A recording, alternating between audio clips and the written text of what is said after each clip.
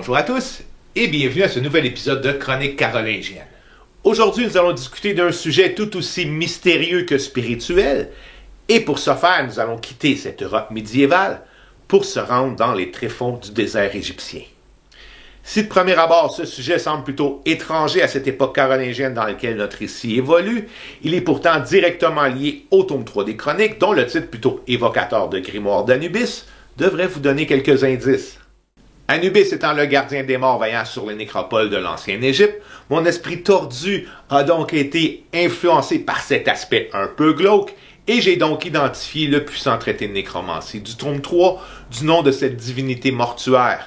Mais loin de sortir uniquement de mon imagination, l'idée du grimoire d'Anubis m'a été inspirée par un texte funéraire de l'Égypte antique connu sous le nom de Livre des morts.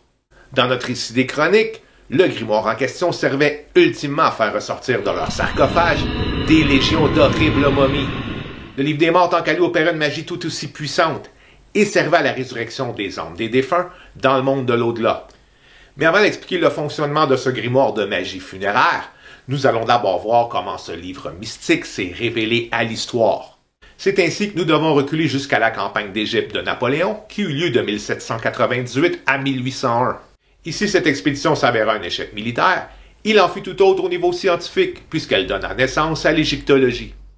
Napoléon avait amené avec son armée pas moins de 167 savants et artistes, qui récoltèrent de nombreux artefacts, dont un certain papyrus qui s'avérait être un exemplaire de notre grimoire.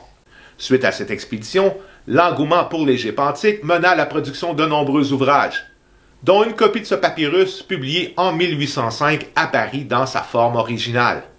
Par la suite, l'égyptologue Carl Richard Lepsius publia en 1842 la première traduction de ce texte funéraire, tout en lui donnant son appellation de Livre des morts.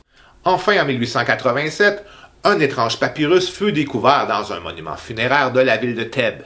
Le document en question était une autre version de ce texte funéraire qui fut nommé le Livre d'Ani, du nom du propriétaire du tombeau, qui était scribe à l'époque des pharaons.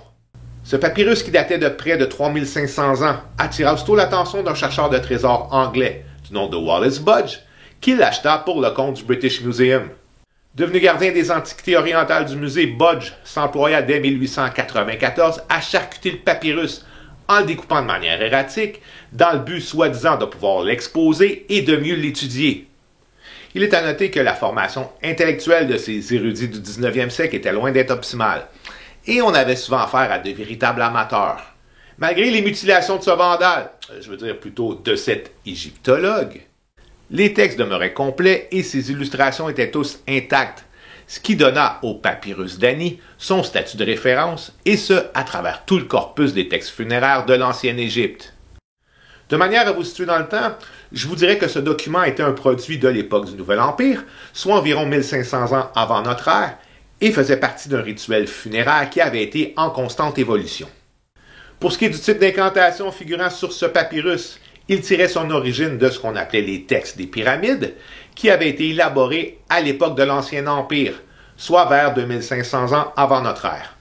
À titre de référence, on parle là du temps des fameuses pyramides du complexe funéraire de Gizeh.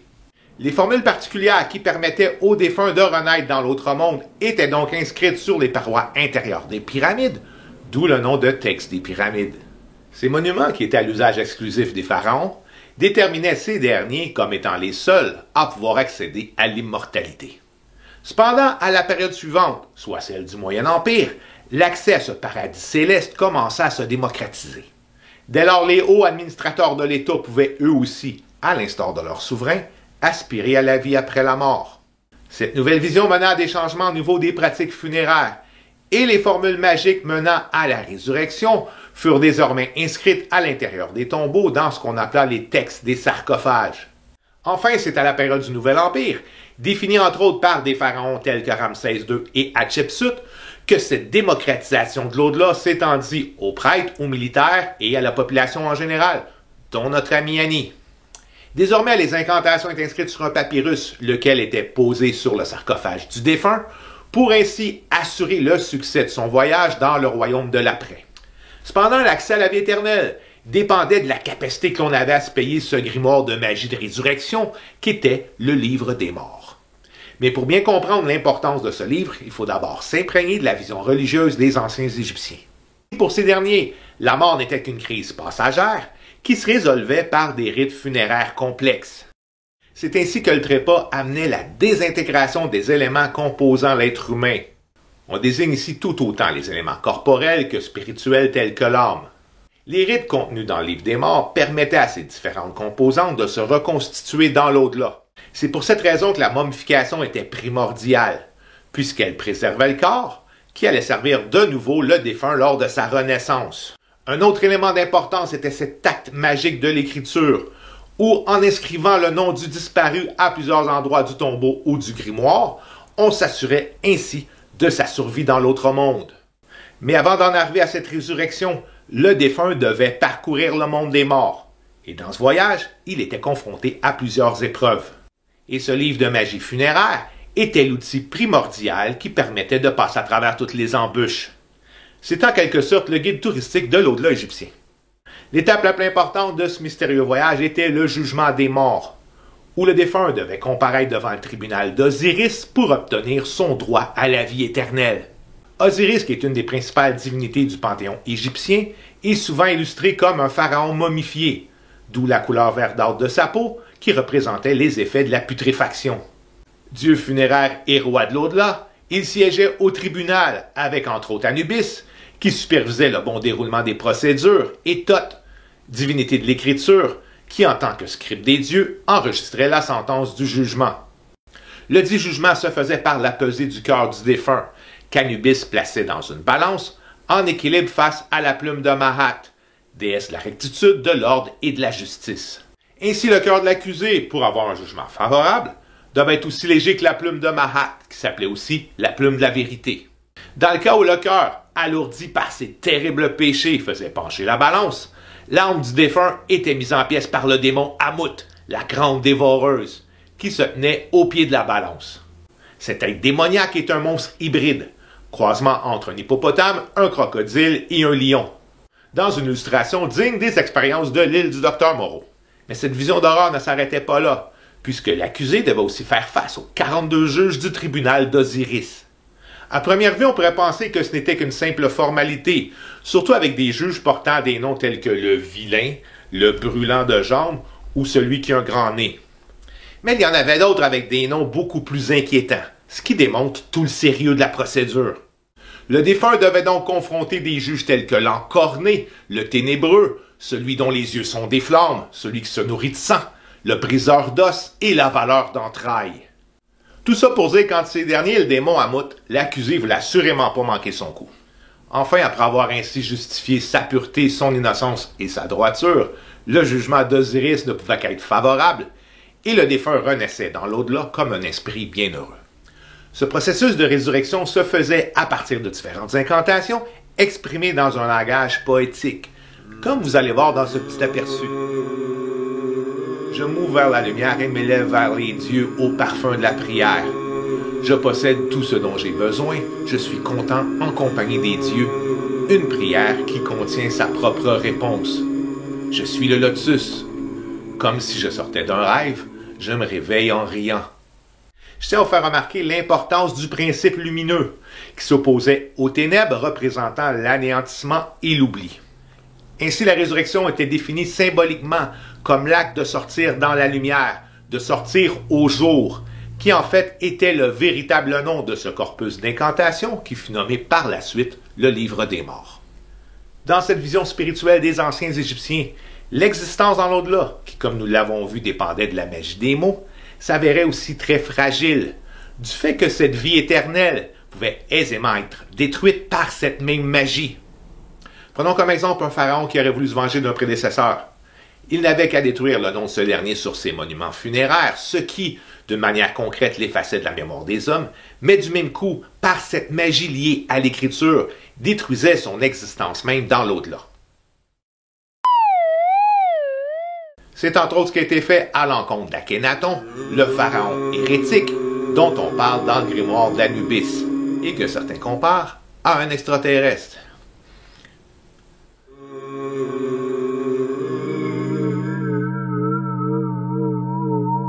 Do do do do do. À la suite de son règne, ces monuments ont été détruits par la caste des prêtres égyptiens qui ont tenté, en vain, de l'effacer de l'histoire des hommes. Je vais ouvrir une petite parenthèse pour vous montrer comment cette pratique, tout de même assez répandue, a donné lieu à une certaine controverse à notre époque contemporaine. Ainsi, lorsque l'on visite le temple d'Abydos, on peut voir de mystérieuses gravures que les partisans de la théorie des anciens astronautes prennent pour la représentation d'hélicoptères, de sous-marins et d'aéronefs qui auraient été illustrés par les habitants de l'Égypte antique suite à leur contact avec des visiteurs de l'espace. Évidemment, l'opinion des égyptologues diffère. Ils expliquent les particularités de ces gravures comme étant le fait du puissant pharaon Ramsès II, qui, dans un geste assurément empreint de mégalomanie, aurait remplacé des inscriptions qui identifiaient son père Séti Ier pour les mettre à son nom. Et ce, au risque même de mettre en danger l'existence du paternel dans l'univers céleste. Ramsès II aurait fait rayer les hiéroglyphes identifiant son père pour les recouvrir d'un enduit de plâtre sur lequel il fit graver son nom.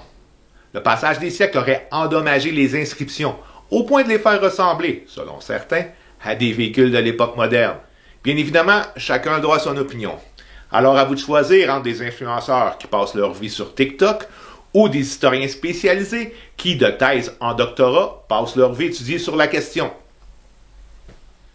Mais de spécialistes à influenceurs ou d'érudits à néophytes, les mystères de l'Égypte antique restent d'une attirance indéniable et notre culture s'en est évidemment imprégnée.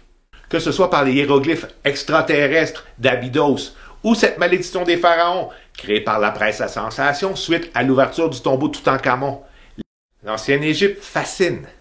On peut même voir son empreinte dans le monde du cinéma, notamment avec le Livre des Morts. C'est donc dans le film La Momie version 1999 qu'un groupe d'aventuriers se rend dans une nécropole maudite pour ressusciter un prêtre maléfique avec l'aide de ce fameux livre. Même chose pour un autre film de La Momie, celui-là version 1932, avec une de mes idoles qui est ce photogénique Boris Karloff, mieux connu pour son rôle du monstre de Frankenstein. Ce dernier personnifie un prêtre de l'ancienne Égypte qui, ramené à la vie, s'empare du livre de Thoth qui sert à ressusciter les défunts. Bon, on a changé le nom, mais on sait quand même d'où ça vient. Comme vous pouvez voir, les influences du livre des morts sont plutôt larges. Et le cinéma, tout comme le grimoire d'Anubis de nos chroniques, et même mon groupe de musique préféré exprime bien toute la richesse de l'univers funéraire de l'Égypte antique. Pour ma part, j'ai pu, il y a quelques années, expérimenter cet univers, et ce à partir d'un voyage d'aventure au cœur de cette contrée magique et mystérieuse.